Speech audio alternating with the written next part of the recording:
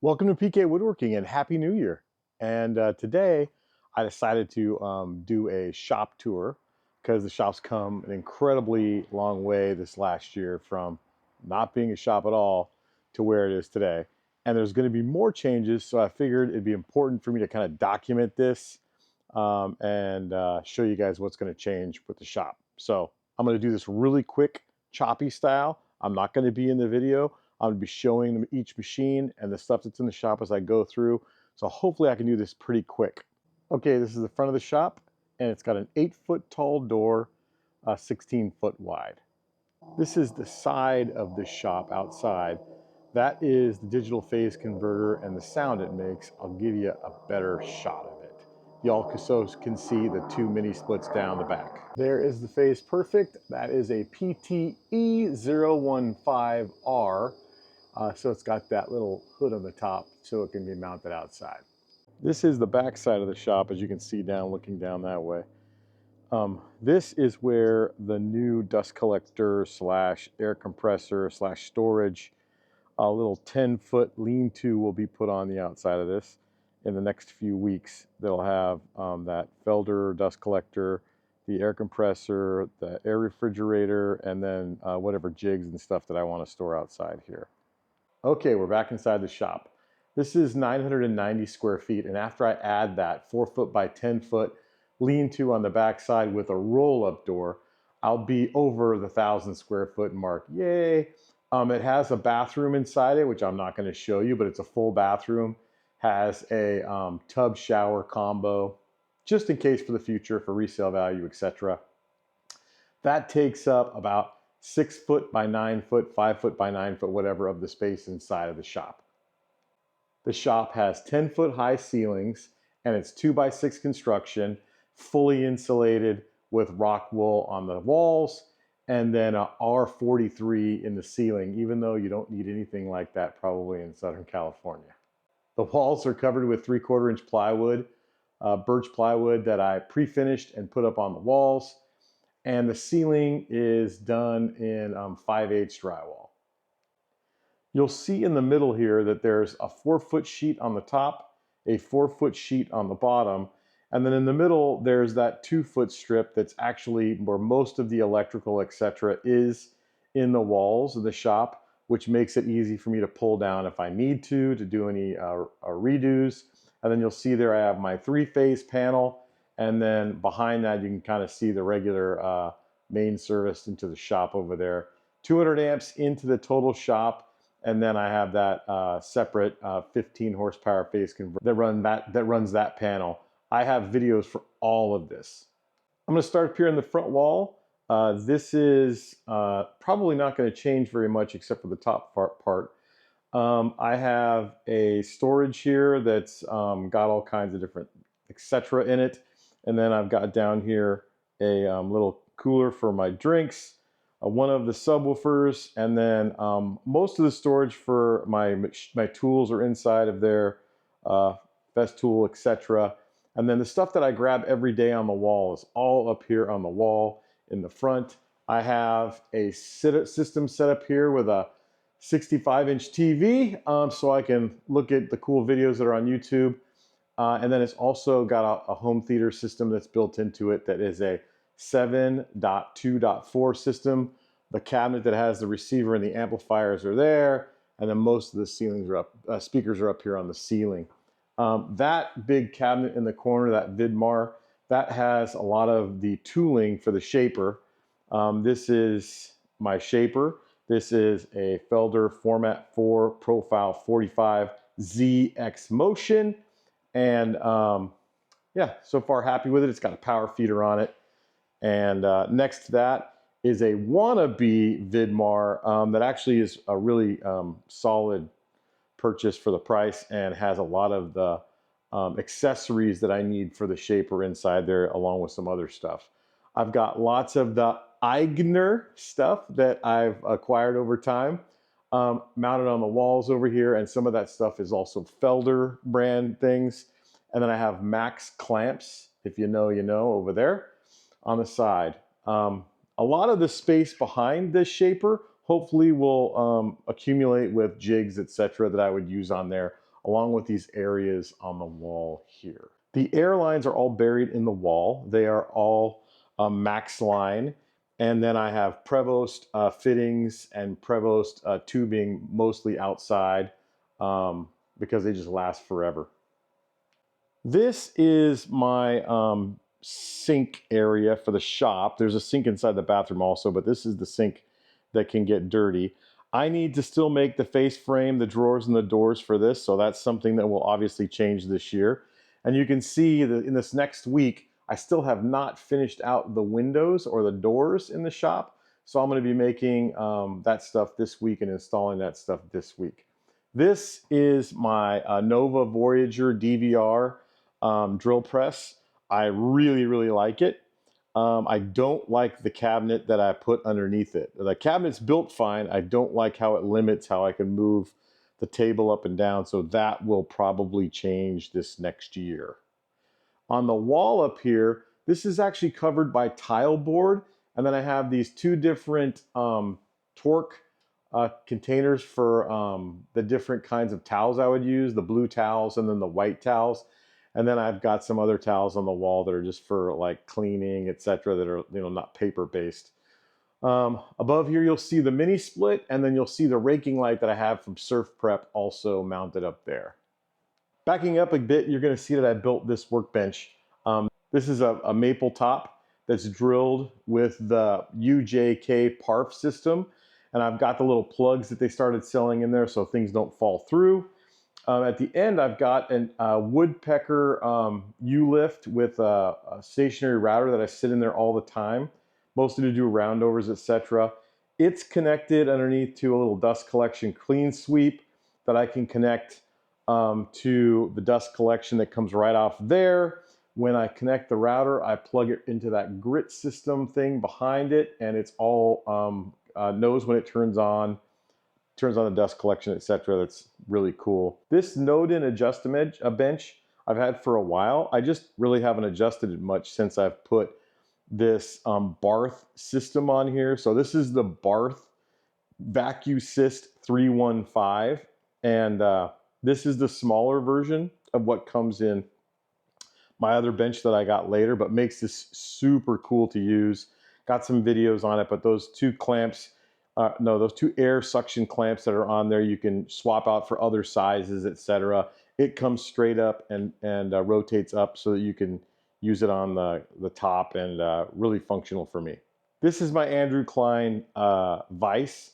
Really like it. Had it for a long time. Works great. No problems whatsoever with it, and wouldn't change it.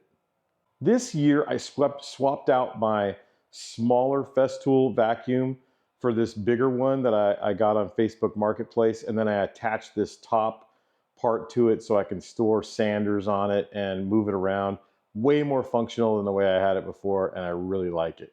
This is my Casadei 37-inch wide belt sander. Got this used from a really nice man in Pennsylvania, and did a lot of things to fix it up. There's some videos that I have showing what it's done, what I've done with it. But this is basically a brother of SCM's machine, the SD10. I have two of these Raingate lift carts. Again, super functional, great for when you're getting old and you're a one-man show and you don't want to have to lift everything and roll it around the shop. So really like these. This is my Barth 500V table. It has a top on it right now that I put for when I'm gluing stuff up, etc. It has the pre-drilled Barth top on it like normal.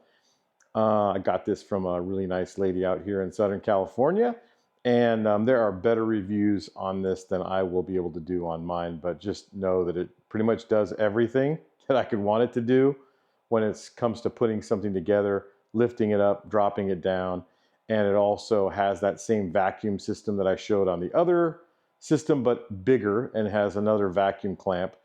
And then it can lift up to, I think, 1,100 pounds. So the thing is just a beast. Okay, some of this stuff might be slightly hard to see, but the Felder RL200 back there is going to move to across the shop and behind the TV back there in the wall. on the outside of the shop in that small building I told you I was going to build.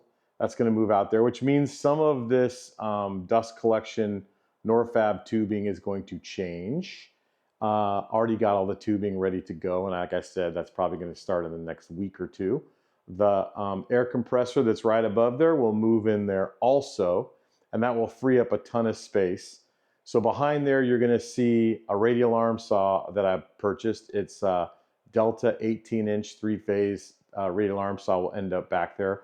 Along with, against the back of that wall, there'll be another upper cabinet up there to store things, and then an end cabinet that will fit between the wall and the door that will store all of my fasteners there. This whole wall right here will change pretty radically this year. This whole area is going to pretty much go away. My Capex will end up being a Capex that gets stored somewhere. And then this area is actually going to have some of the tools that I have in the middle of the shop pushed against it. The new table saw I am getting should eliminate the need for this. And then also that 18-inch radial arm saw will also give me the capacity I need for this. There's nothing wrong with the Capex. However, I was just doing some work with some white oak, not even thick, 5/4 white oak. And this thing just isn't got the same kind of power as some of these other saws would have to be able to cut through that kind of thing without doing multiple cuts, etc. So I'm going to switch it out and use it for what it's intended to do, which is really like finish work.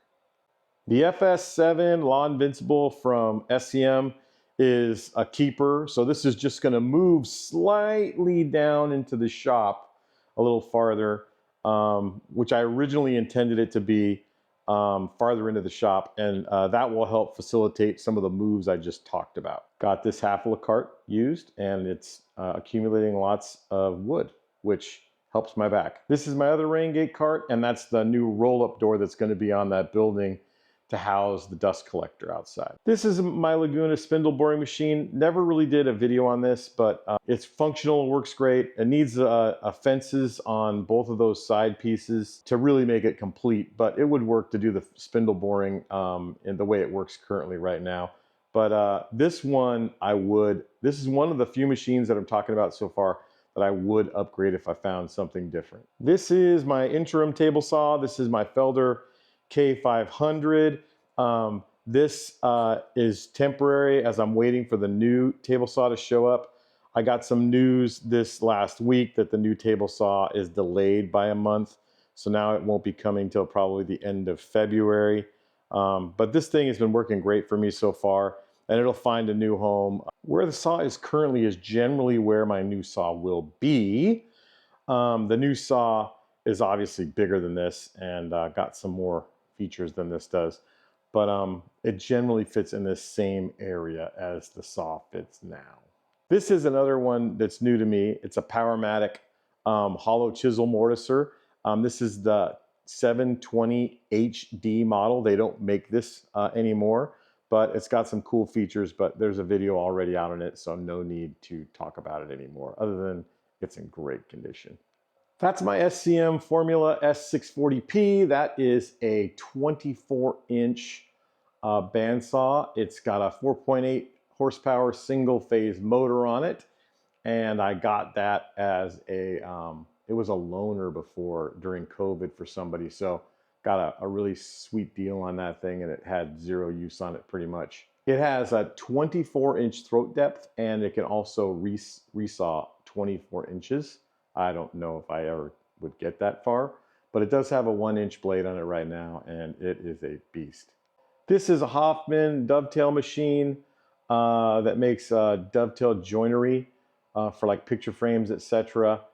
Does two at the same time. Another great used purchase, and cleaned up really nicely. This is my Castle TSM22. This is a production pocket hole machine. Got this new. And this thing, if you haven't used one before, if you make anything with pocket holes, face frames and cabinet carcasses are just a joy with this. This is my Kundig Uniq edge sander.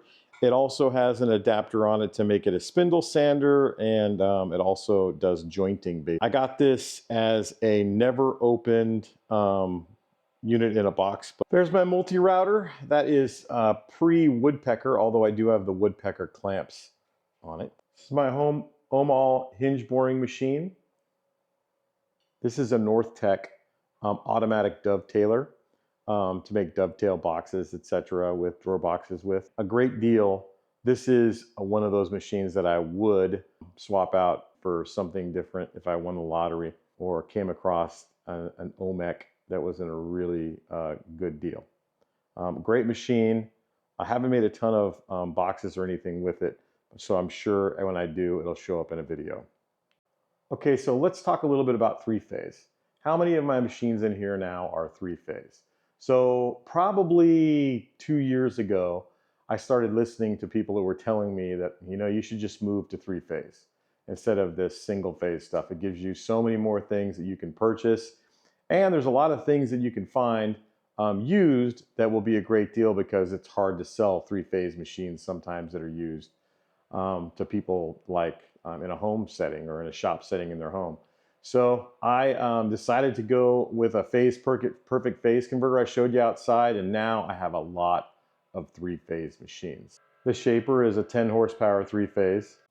The sander is 18 horsepower three-phase. The joiner planer combo is three-phase, 15 horsepower. The dust collector is 7.5 horsepower three-phase. The spindle boring machine is three-phase, although I believe it's only like 2 horsepower. The Northtech dovetailer is three-phase, 3 horsepower. The Kundig Uniq is three-phase. It's got several motors in it. I believe the main motor is 4 horsepower. The new table saw I'm getting is also three-phase. If you add the radial arm saw in to that equation, that's also three-phase, 7.5 horsepower, that's going to end up in that corner of the shop that I was talking about. That means I have 9 three-phase machines inside my shop now. I had 0 three-phase machines 3 years ago, and basically almost everything that I had that was big, at least, has switched out to three-phase. And have 0 regrets. The machines have a lot more features on them and usually are easier to manage when you have three-phase, just because the overall current is lower and it's cheaper for the wiring. This is what I keep inside the cabinet. So this is some of the shaper tooling. You see, don't want to open more than one at a time because some of this stuff is pretty heavy. And then lots of manuals, etc., up here in the top for everything that I've got in the shop. I keep this little system up here. I stole the idea from Joe Calhoun to keep all of the paperwork for the cutters that I use. This is how I store the wide belts. And you'll see this is just drain tubing. And then I use on the back side a end cap that I've glued and screwed in. And then I put a small 45 piece of wood down it to hold it straight up and down on the inside. And it works like a champ. To give you a better view of it, I use the same system that I use for the wide belt sander to hang the belts for the Kundig. This is my clamp wall. This will probably change this year. Not super happy with this.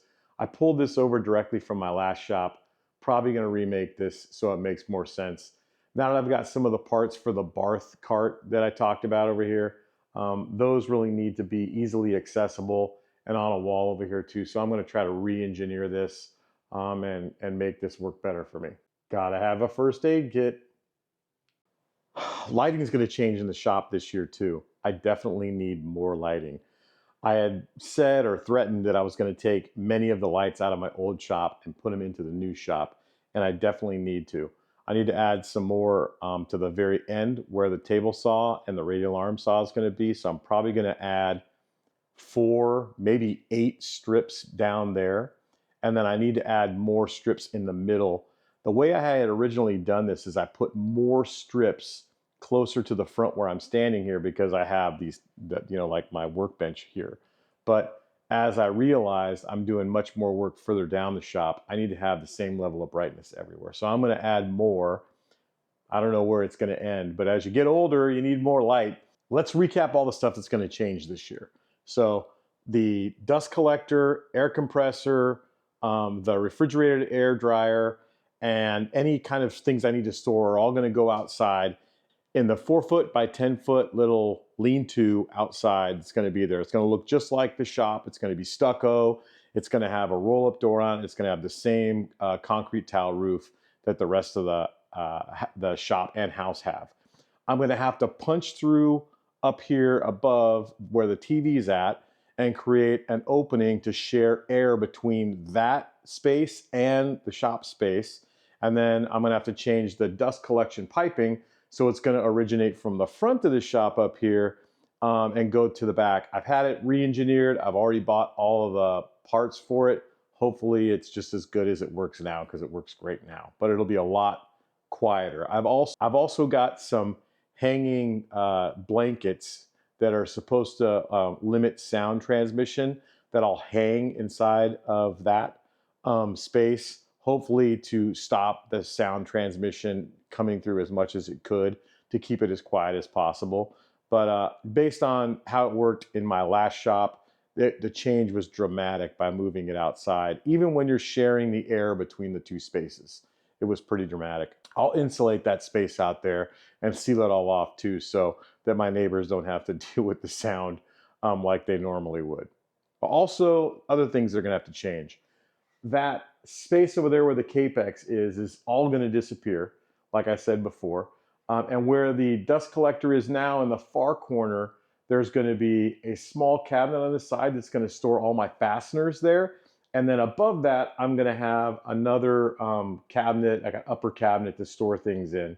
Right directly next to that will be the new, to me at least, 18-inch radial arm saw. It'll be right in that space.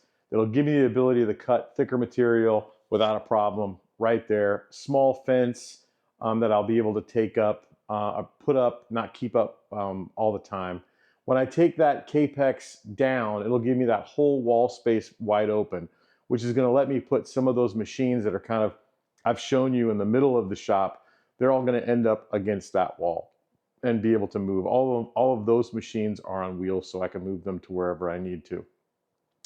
That'll also free up space for where my sander is, my edge sander is, and where the bandsaw is. So there's gonna be a lot of benefits of how that all works. I also need to finish a lot of stuff. Like I said, I need to finish trimming out the windows and the doors, hopefully get that done this week. And then I have to build face frames, doors, and drawers for the cabinets that are around the shop that I've already built. And then when that gets finished, we should be in a good place. Lots of stuff to come this year. And I just wanted to say and do this on the first of the year here, to just say thank you for all of you that watch. If you haven't subscribed, subscribe, because there's like many of you that watch these and just don't subscribe. But we have added 550 subscribers over the year. I'm not in this to make money or whatever. It's just kind of a game at this point for me. I like the fact that I'm showing people some of these machines that there's just no information on the internet about. And that's really what I'm kind of here doing. I'm going to slowly transition to making stuff and showing what I make in the shop also. But I just wanted to say thanks. Happy New Year. Appreciate you guys showing up and being here with me on PK Woodworking. And I hope this is the best year you have going forward. Have a great one.